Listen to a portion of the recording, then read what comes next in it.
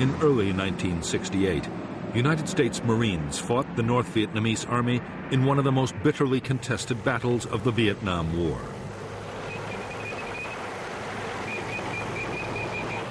For 77 days, 20,000 NVA troops laid siege to the Marine combat base at Khe Sanh. At stake was the control of the gateway to South Vietnam.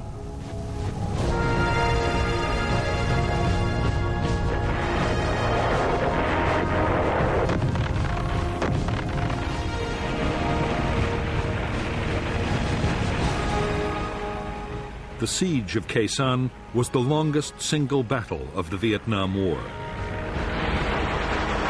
It was also one of the most violent.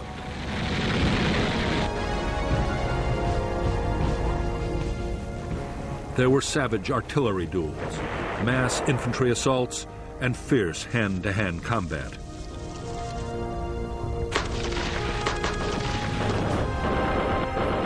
Khe Sanh also saw the most concentrated tactical bombing campaign in history, as the Americans used massed air power to try and break the siege.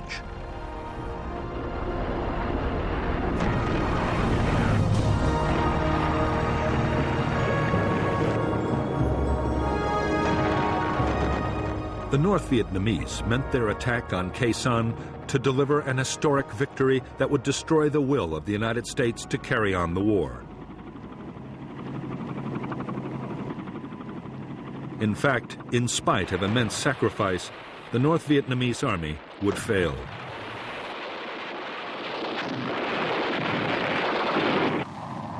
After Khe Sanh, the NVA would never again take on the Americans in a set-piece battle.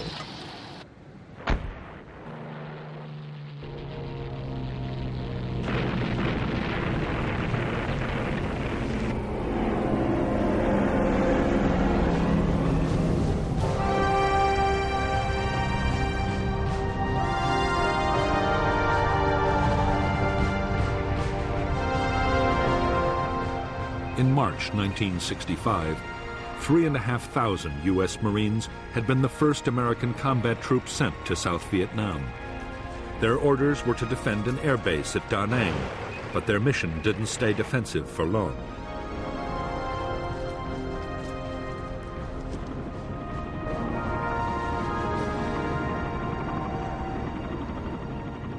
In spite of years of U.S. backing, South Vietnam was close to losing its war against communist Viet Cong guerrillas. By July 1965, Washington had decided to commit 200,000 U.S. troops to the fight, and the Marines had gone on the offensive.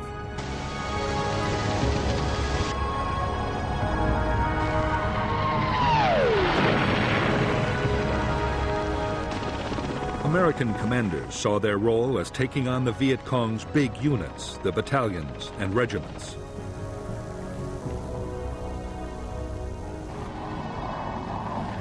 The units were well trained and had been armed with modern weapons by North Vietnam. Increasingly, the NLF's war was controlled from the north, and North Vietnam had already begun to send its own troops to fight alongside the guerrillas.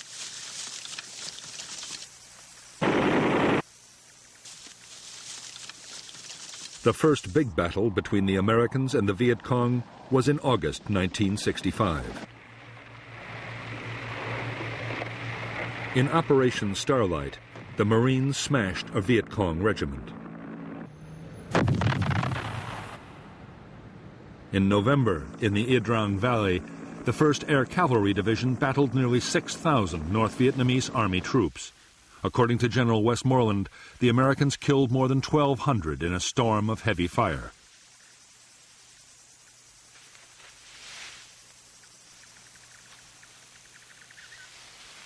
American commanders were buoyed up by their apparent success on the battlefield. More such victories would quickly force the Viet Cong to give up their campaign. The optimism did not last long.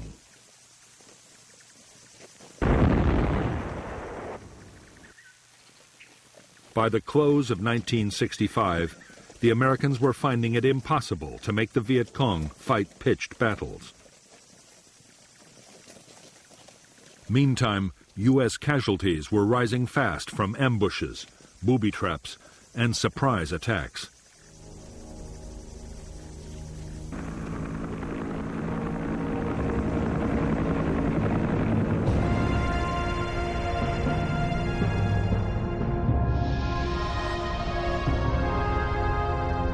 By the start of 1966, Military Assistance Command, known as MACV, the main American headquarters in South Vietnam, deployed 184,000 U.S. troops.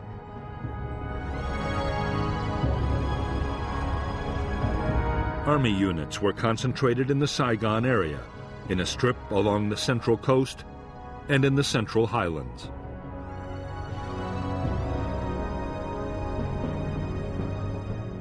The Marines of the 3rd Marine Amphibious Force were further north, in the area known as I Corps. I Corps bordered the demilitarized zone separating North and South Vietnam.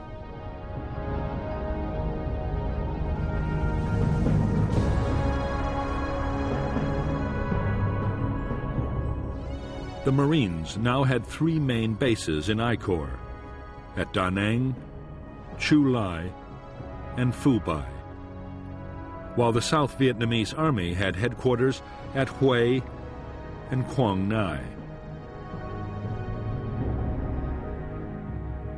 The threat came from NLF battalions in the countryside and the border areas, the North Vietnamese Army on the demilitarized zone, and from tens of thousands of local NLF inside the heavily populated coastal belt.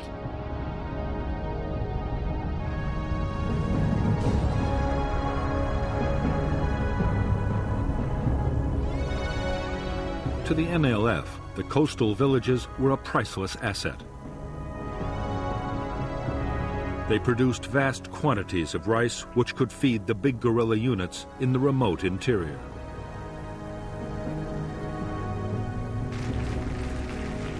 They also produced large numbers of recruits.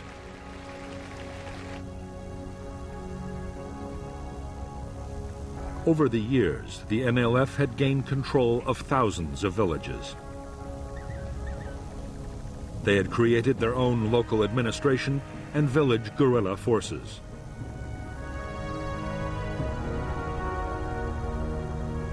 The villages also played host to the big units as they passed through on operations.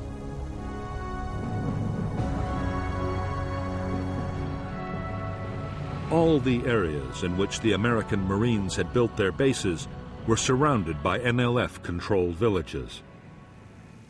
Marine sweeps through the settlements rarely managed to find them.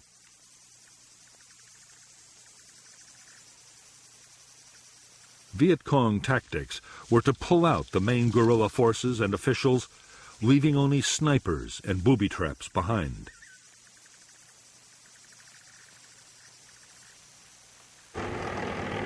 After the Marines had moved on, the fighters would quickly return. For the Americans, it was deeply frustrating.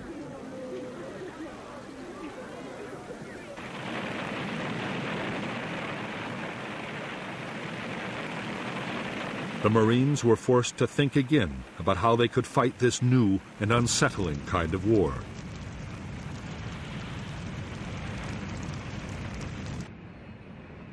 The answer the Marines came up with was a pacification program.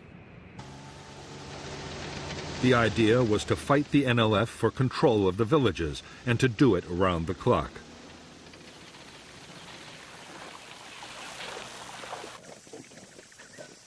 Squad and company-sized units patrolled vigorously and mounted constant ambushes.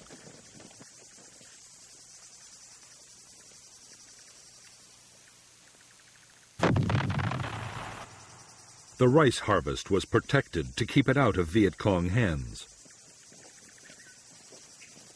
In areas that stayed hostile, whole villages were moved by force to districts already pacified.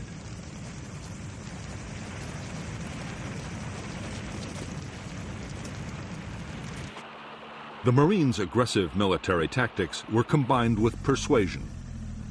In civic action projects, widely known as the Hearts and Minds program, villagers were given medical aid and help with economic development. The Marines claimed the policy was highly successful and helped bring more than 1 million people under government control. However, in reality, it was just an illusion, and the NLF still managed to infiltrate these areas, which continued to abound with sympathizers.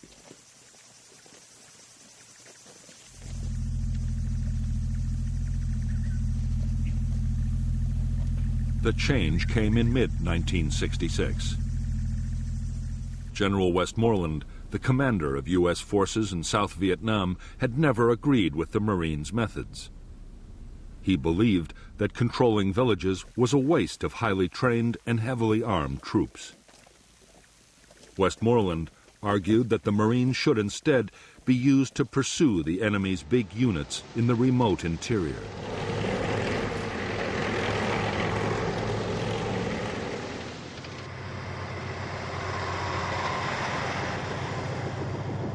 In fact, events would soon force the Marines to reduce their whole pacification effort. Civil unrest erupted between South Vietnamese factions right across the country.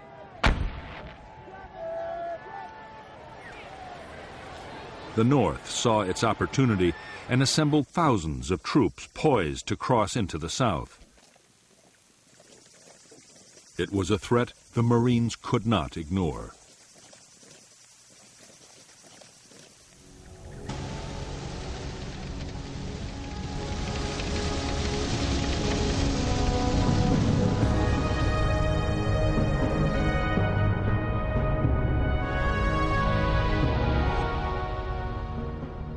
The North Vietnamese Army's 324B Division crossed the demilitarized zone in late May 1966 and encountered a Marine battalion.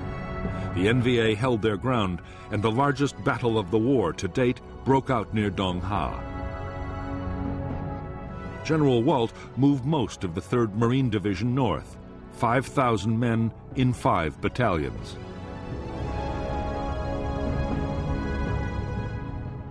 In Operation Hastings, the Marines, backed by South Vietnamese Army troops, the heavy guns of U.S. warships, and the Marines' own artillery and air power, drove the NVA back over the demilitarized zone in just over 3 weeks.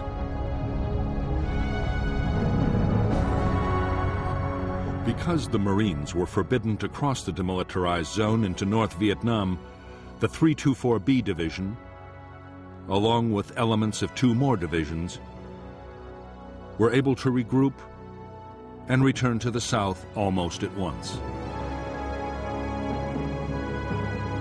The Marines were forced to mount Operation Prairie, which tied up 11 battalions, nearly 10,000 troops, for a full 10 months.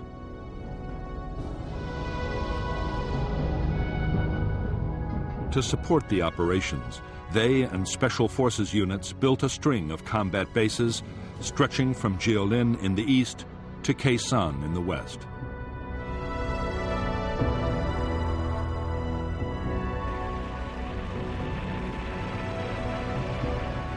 Casualties on both sides were heavy in Operations Hastings and Prairie. Although over 300 Americans were dead and nearly 1,500 wounded, it was a victory for the Americans.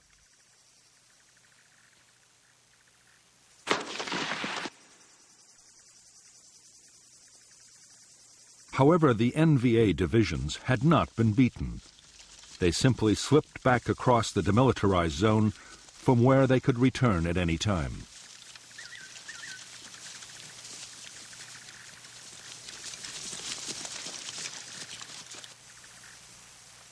The Marines now had little choice but to keep strong forces in the area. As the Americans had expected, in the first months of 1967, North Vietnamese Army units once more began infiltrating into the south.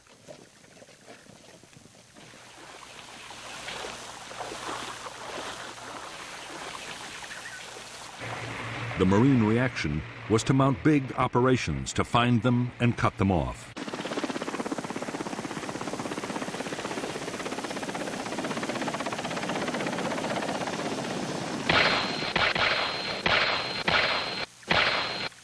Both sides were determined to control the hilltops dominating the valley trails. The bloodiest battles of all were those fought for the hills surrounding the Marine combat base at Khe Sanh. These were 881 North and South and Hill 861, thus named for their height in feet.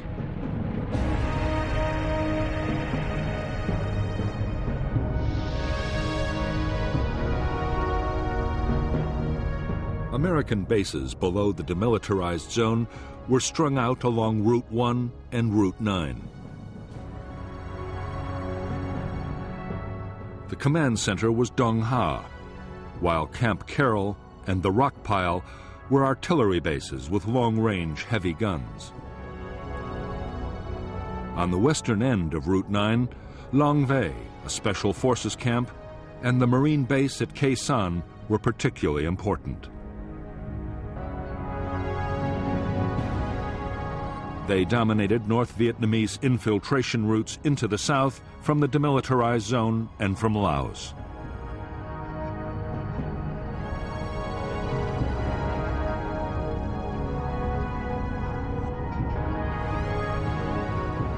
Khe Sanh Combat Base sat astride the valley of the Rao Quan River, with Dong Tri Mountain to the north and a series of smaller, numbered hills to the northwest.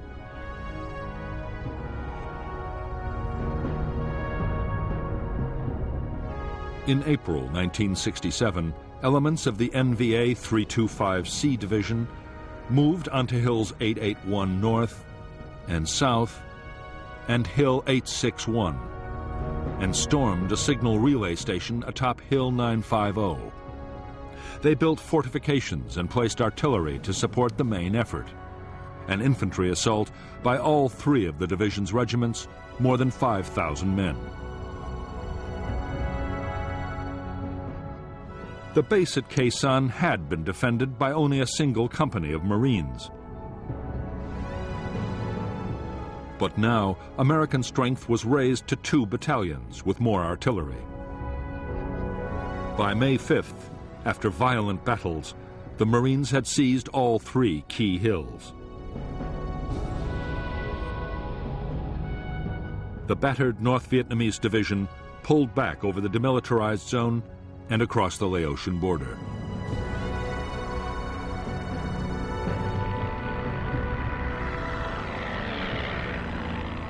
After the hill fights at Khe Sanh, the war on the demilitarized zone shifted to the eastern sector. North Vietnamese artillery, hidden inside the zone, hammered Marine bases, causing heavy casualties. 30,000 NVA troops tried to infiltrate past the American outposts.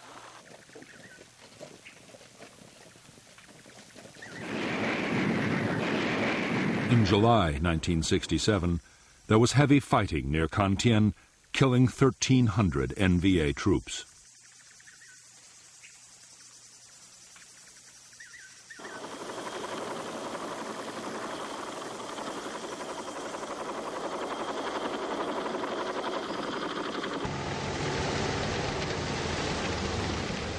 During the last months of 1967, the Marines launched one operation after another to try and intercept infiltrating NVA forces.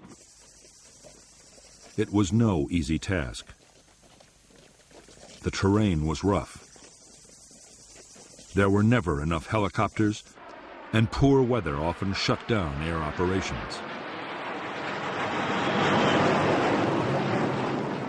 Meanwhile, powerful NVA units were once again massing in the hills and forests around the Khe Sanh combat base.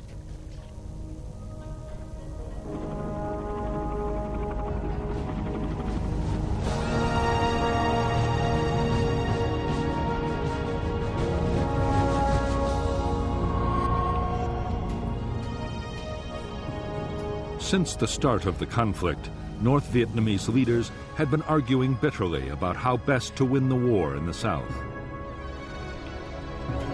The president, Ho Chi Minh, was by now aging and in poor health, but he still had enormous influence.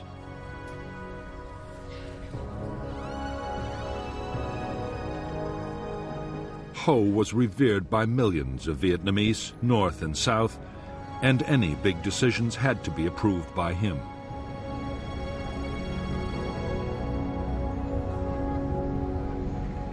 For the last 2 years, Ho had supported a cautious approach to fighting the war. But in mid-1967, he backed a new strategy pushed by powerful figures within the Politburo, including Li Tuan, the General Secretary of the Communist Party.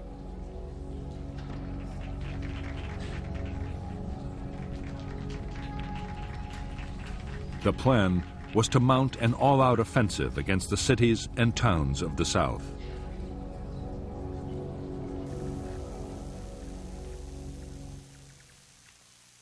The NLF guerrillas inside South Vietnam would launch most of the attacks.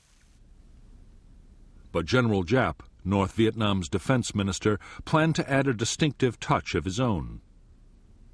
He meant to pit North Vietnamese army troops directly against the Americans at Khe Sanh in a major set-piece battle.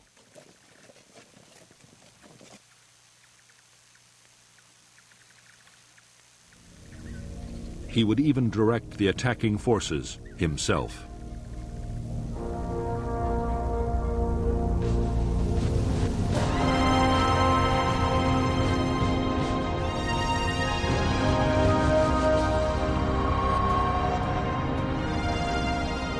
Throughout 1967, the U.S. President Lyndon Johnson had been under pressure from his military advisors to intensify the war in Vietnam.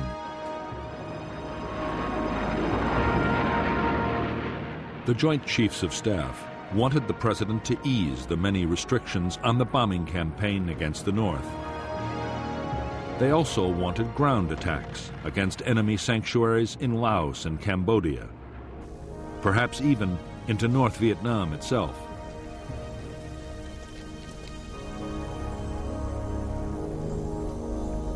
Without such measures, they could see no prospect of victory soon.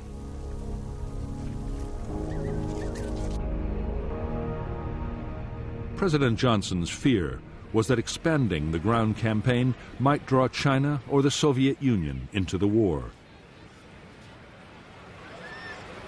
He also faced problems at home. The anti-war movement was already growing, and a wider conflict might turn the American people completely against the whole effort.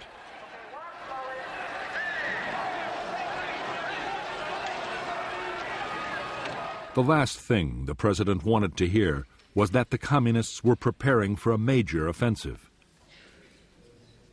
But General Westmoreland, the commander of U.S. forces in Vietnam, was warning that a large-scale attack might be on the way.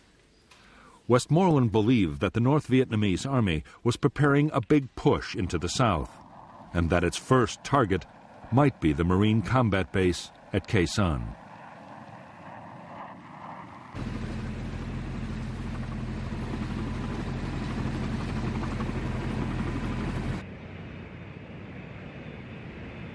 Although the president and his advisors were deeply worried by the news, Westmoreland himself was optimistic.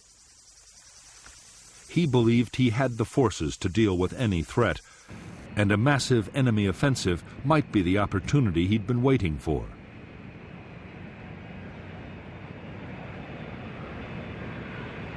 If the North Vietnamese army came out into the open to fight pitched battles, there was a real chance of a decisive American victory.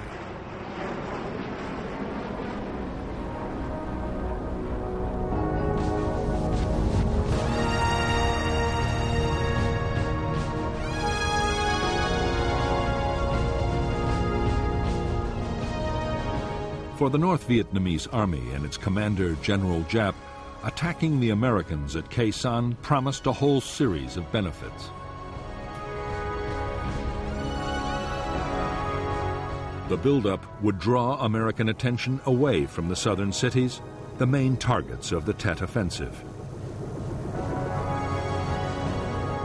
A successful attack would also open a clear route into South Vietnam.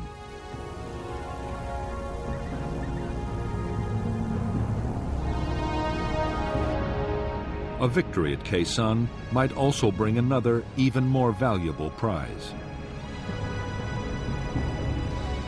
The U.S. Marines defending the base were an elite force, and crushing them might damage American morale beyond repair. In 1954, 13 years previously, General Giap had inflicted just such a defeat on French colonial forces at Dien Bien Phu.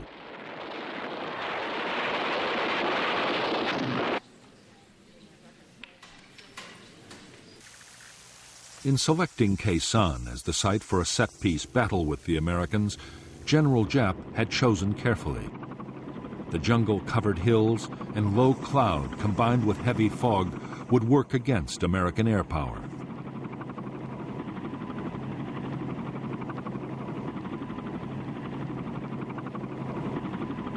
And while his own troops were close to supplies and reinforcements, the Americans could be cut off from any outside help.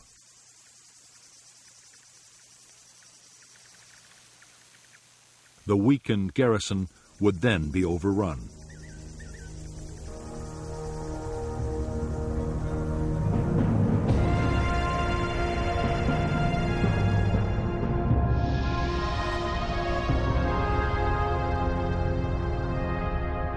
From March 1967, the Americans had succeeded in sending heavily armed convoys down Route 9 to Khe Sanh. However, in July, an attempt to get long-range artillery to the combat base was blocked by North Vietnamese ambushes.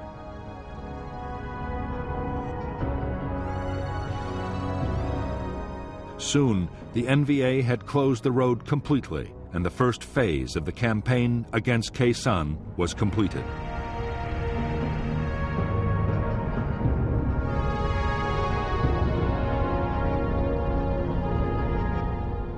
The next stage in the North Vietnamese plan was to deploy infantry north and west of Khe Sanh. The units to the north would capture the hills overlooking the base and place artillery to bombard the Americans and destroy their airfield.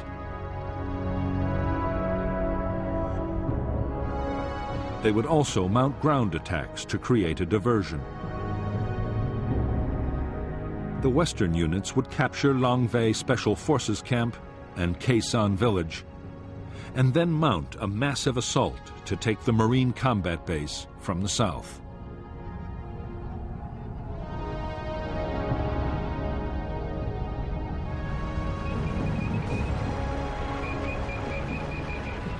A vital ingredient of General Giap's plan was to soften up Khe Sanh and its surrounding hill outposts with massive artillery bombardments. It was vital to prevent American aircraft from finding and destroying the guns, mortars, and rocket batteries before the attack.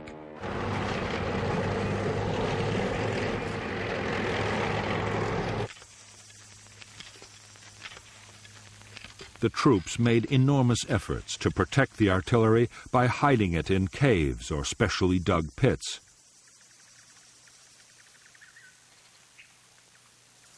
They sighted huge numbers of anti-aircraft guns to drive away inquisitive reconnaissance planes, while everything was hidden by elaborate camouflage.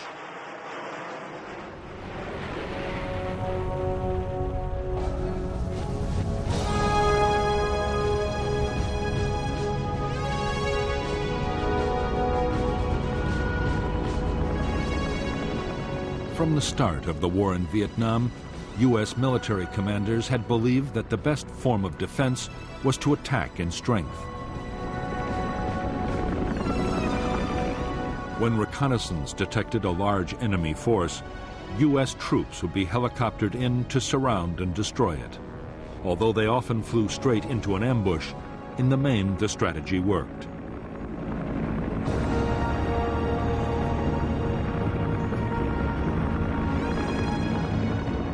The problem with the American tactics was that they needed ever-increasing numbers of troops and helicopters.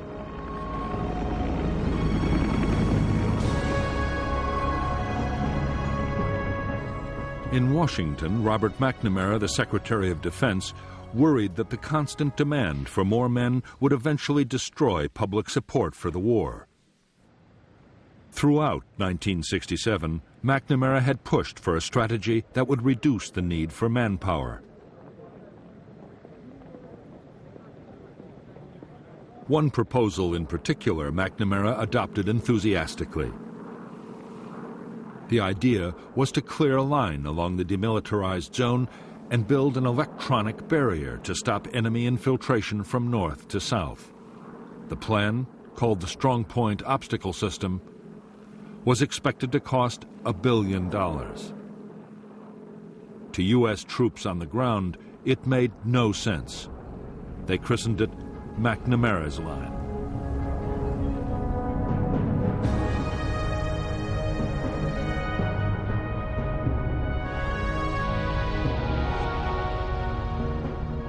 Because the eastern part of the demilitarized zone was flat ground, the area was given the first priority for defense.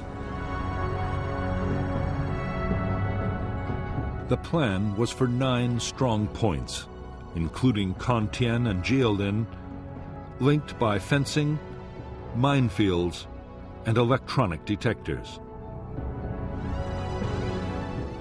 West to Quezon, U.S. bases would act as anchors for short strips of line, blocking all the likely approaches. Artillery would cover the whole area.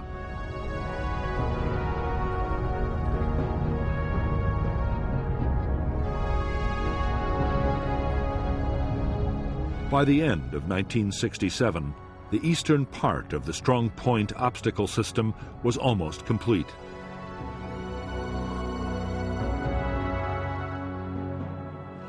American planners hoped the new defense would at least channel the North Vietnamese into the more difficult hilly terrain guarded by the rock pile and Quezon.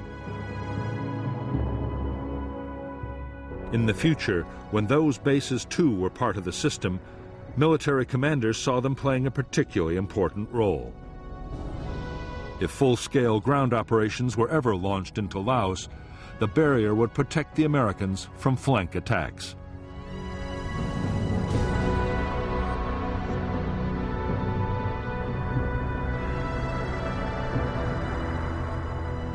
The Strong Point Obstacle System was deeply unwelcome to U.S. commanders in the area. Building just the eastern part imposed a heavy burden on the Marines. The line was soaking up vast amounts of material and manpower, restricting offensive operations. Worst of all, the construction work and the transport supplying it were sitting targets for North Vietnamese gunners.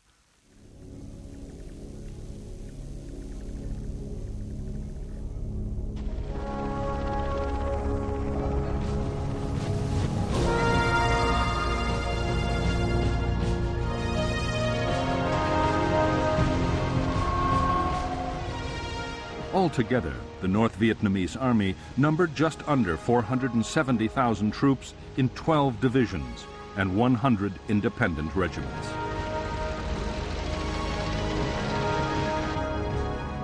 There was also a small navy for coastal patrol and an air force to defend against American bombing raids, together with an air defense missile force.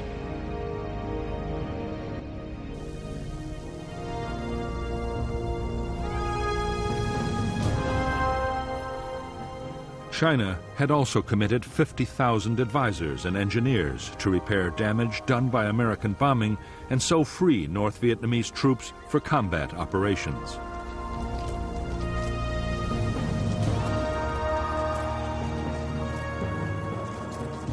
By now, the NVA had taken over all military activity in the northernmost parts of South Vietnam, and 102,000 NVA troops were available to fight in the south. All the same, the planned Tet Offensive was not meant to depend heavily on the Northern Army. The southern guerrillas, the Viet Cong, would do most of the fighting, and just over a quarter of NVA units in the south were to be committed to Tet.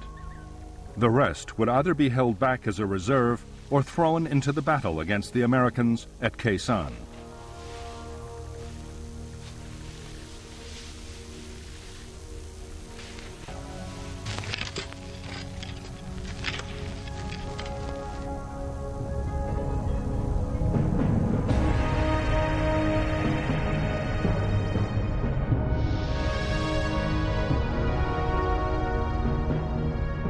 By the start of 1968, the North Vietnamese Army had more than 40,000 men positioned near the border with South Vietnam. One division was to launch attacks down the east coast to take Da Nang and other important centers.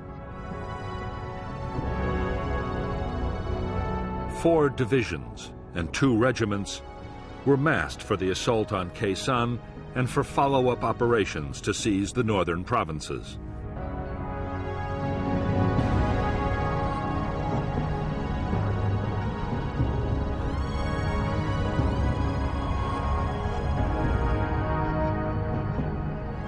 North of Khe Sanh was the 325C Division, with 3 regiments and a battalion. The elite 304th Division was south of the base.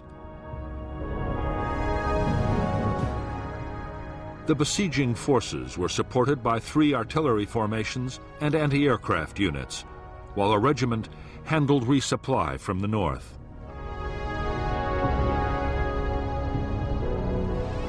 Further east, another division was placed to threaten the American artillery base at the rock pile, to keep Route 9 cut, and to act as reinforcements.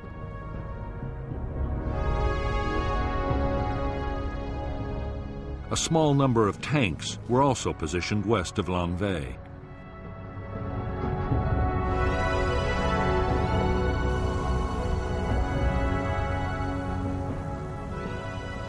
If the battle for Khe Sanh was to end in victory, General Giap and his planners knew that an uninterrupted flow of supplies would be the key.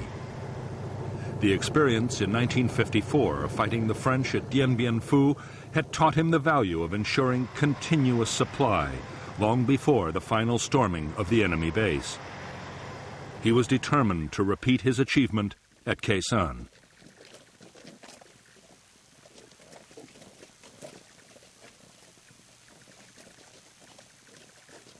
To get ammunition, food, and materials to the forces attacking Khe Sanh, Giap ordered the building of 2 new roads.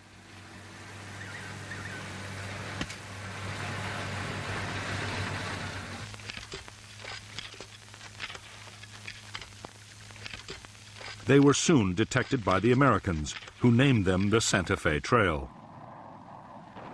U.S. fighter bombers made furious attacks, but the roads were impossible to destroy or even damage seriously.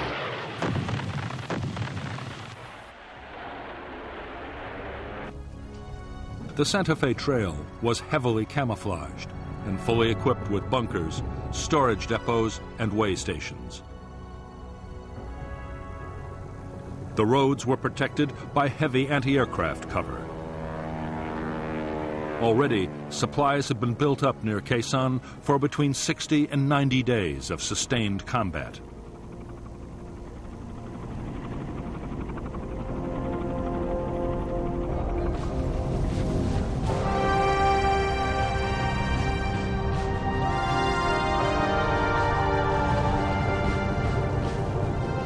For more than a decade, the North Vietnamese Army had been getting military equipment from China and the Soviet Union.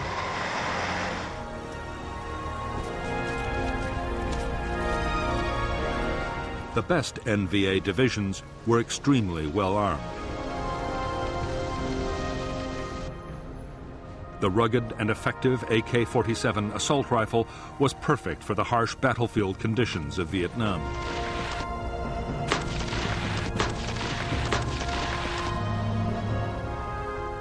Infantry units had large numbers of machine guns and RPG-7 anti-tank grenade launchers.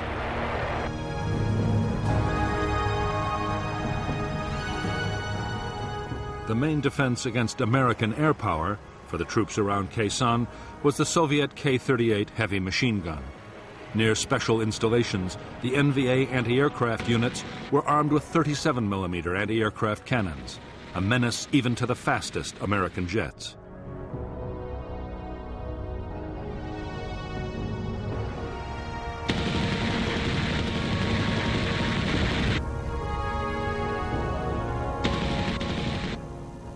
The heavy artillery which NVA gunners would use to try and overwhelm the defenses of the Khe Sanh base was also Soviet and Chinese. the 130mm field gun had a range of 19 miles, further than any comparable American gun. U.S. troops rated it the best all-round artillery piece on the Vietnam battlefield.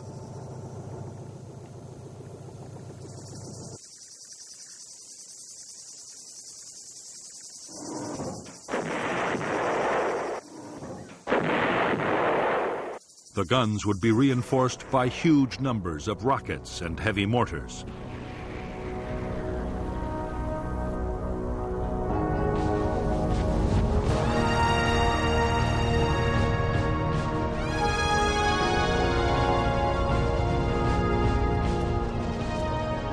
The troops of the North Vietnamese Army were recognized even by their American enemies as first-class soldiers. They were extremely well-trained and disciplined.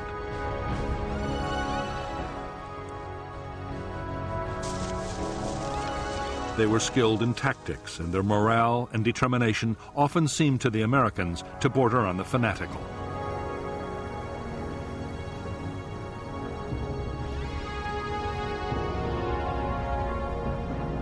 In fact, during 1967, as losses soared, North Vietnamese Army morale had slumped badly. Desertion threatened to become a real problem. The grueling trek from home bases to distant Khe Sanh had also taken its toll.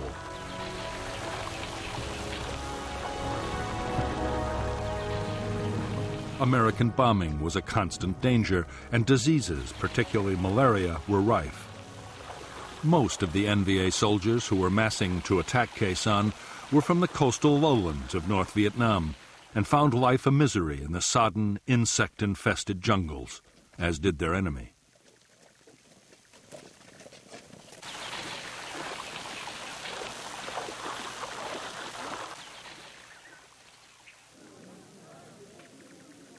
In preparation for the Khe Sanh battle, NVA commanders went to enormous lengths to restore their troops' morale. Cultural groups were sent on the long and arduous journey to the front to entertain the troops.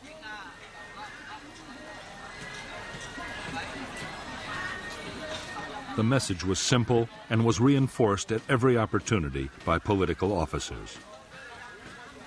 The coming campaign would deliver the victory they had hoped for so many years.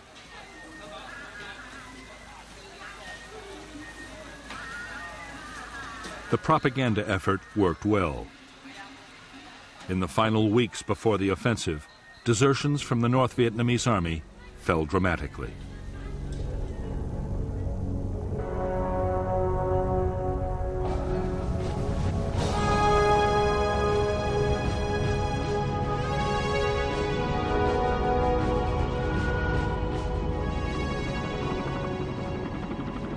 In late 1967, 73,000 of the almost 500,000 American troops in South Vietnam were United States Marines. They were under the command of the U.S. Navy Pacific Fleet Headquarters in Honolulu, but operational control was with General Westmoreland's Military Assistance Command in Saigon.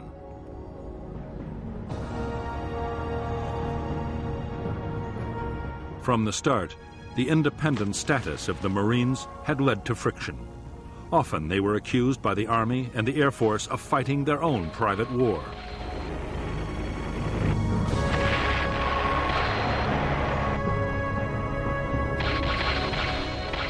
Since Lieutenant General Robert Cushman had taken over as Marine commander in June 1967, he and Westmoreland had argued continuously over how the Marines should best be used. The latest issue was the McNamara Line.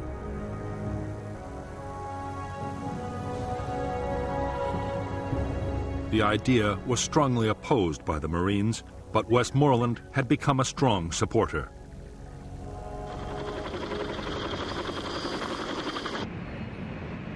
There was also a major disagreement brewing over who should control Marine air power. On the eve of a major battle, inter-service rivalry was threatening to grow into a serious problem.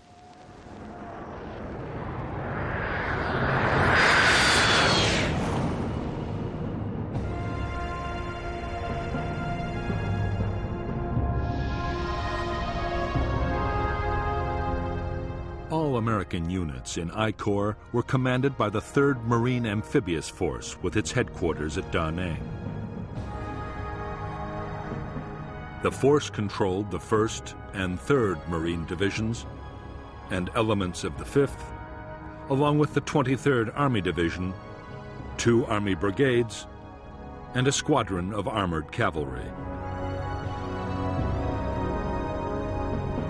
The South Vietnamese Army deployed 2 divisions and an infantry regiment in I Corps, and there was also a brigade of Korean Marines.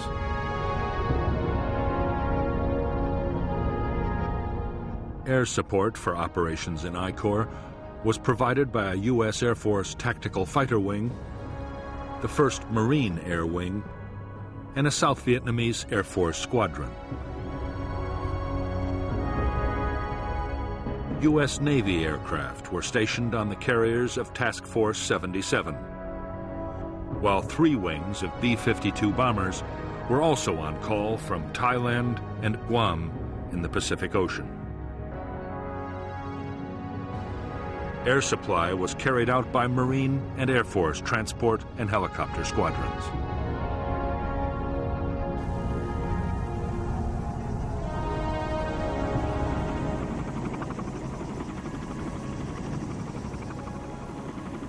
As more than 100,000 men, half of all U.S. combat units in South Vietnam, had been concentrated in I Corps, the supply system had been strained to the limit. On the DMZ alone, ammunition consumption was running at 25,000 artillery shells a month. The Marine supply lines stretched from the United States to Okinawa in the Pacific and on into Vietnam.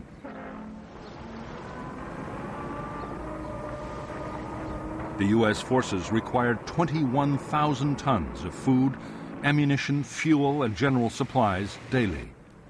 As a result, there was a constant stream of ships and air freight into Da Nang.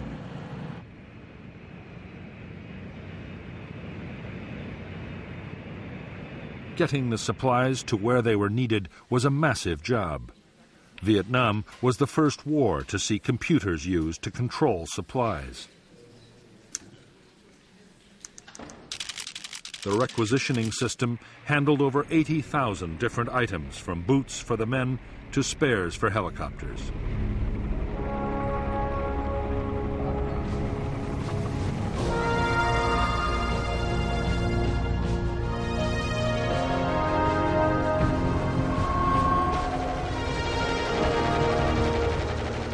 Just like their North Vietnamese enemies, the Marine infantry would depend in the coming battles on supporting firepower. They had large numbers of medium and heavy mortars.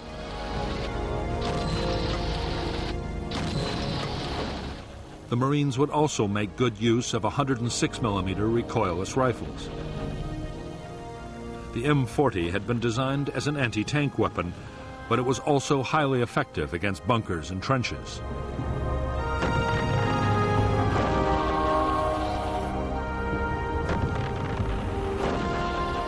Marine bases always had their own standard 105mm artillery pieces. The guns had a range of 7 miles. Some bases, including Khe Sanh, also had powerful 155mm howitzers. They could lob a heavy shell over 9 miles at a rate of 4 rounds a minute. The base could also call in supporting fire from the Army's huge 175mm self-propelled guns. These weapons could fire a 170-pound shell 23 miles, just enough to reach the Khe Sanh area from the rock pile or Camp Carroll.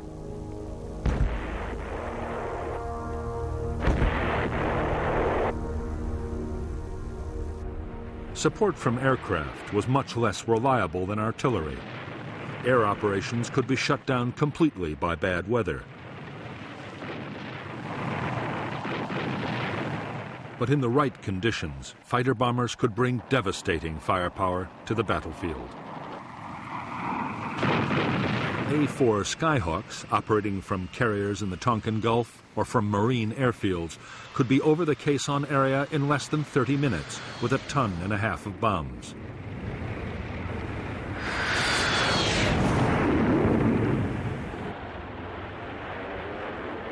Navy, Marine, and Air Force Phantoms were also on call. Although designed as an interceptor, the F-4 was a powerful bomber. It could carry 18 750-pound bombs or 11 canisters of the devastating flammable gel, napalm.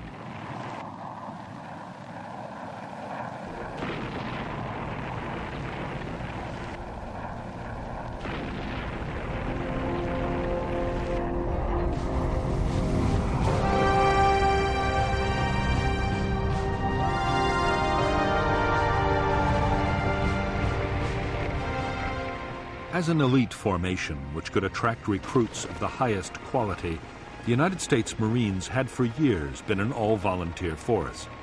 Vietnam had forced a change.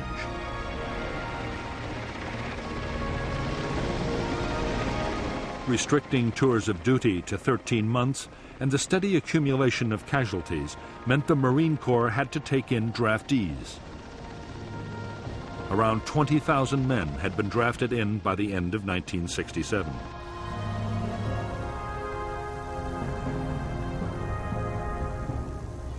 Basic training had been cut too, down from 12 to 8 weeks.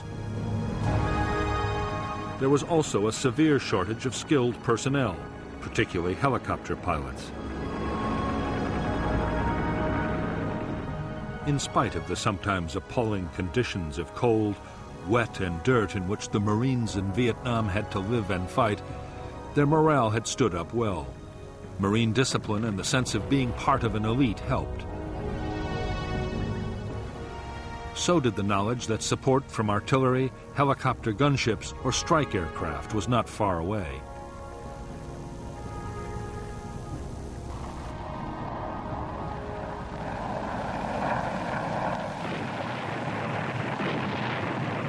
But nothing helped the morale of the men as much as the superb medical evacuation and treatment system.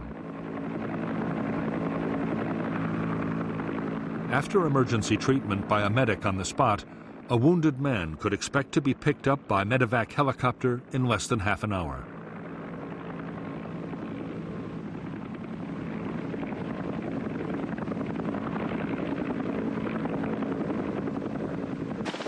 The crews of evacuation helicopters were among the most admired troops serving in Vietnam.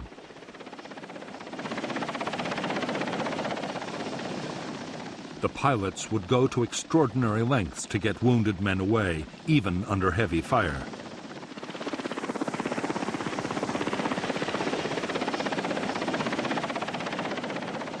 In I Corps, evacuation was to one of 3 field hospitals or to the main hospital at Da Nang. There were also 2 fully equipped Navy hospital ships, each with more than 500 beds.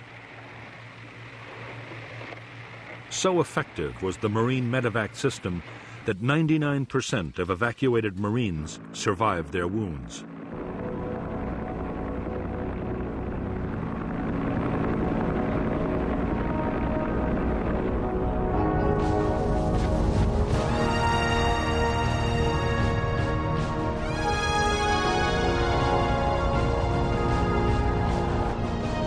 As evidence had mounted that the North Vietnamese were going to attack Khe Sanh, the Americans took a quick decision to reinforce the base. By the close of 1967, the 3rd Battalion of the 26th Marines had arrived to boost the garrison.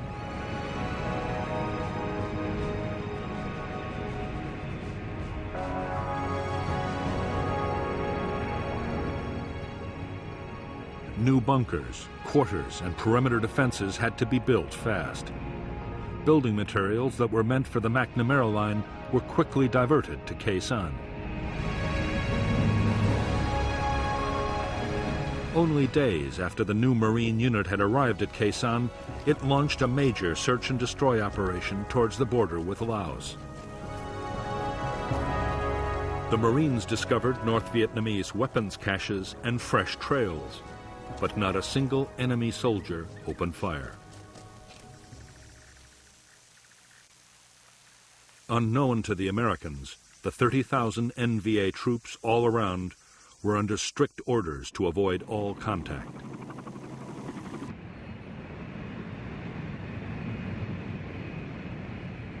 Christmas 1967 came and went on the demilitarized zone, but the North Vietnamese stayed uncannily quiet. However, there were signs of intense NVA reconnaissance around Khe Sanh. Most Marines now believed the question was not whether the North Vietnamese meant to storm Khe Sanh, but when.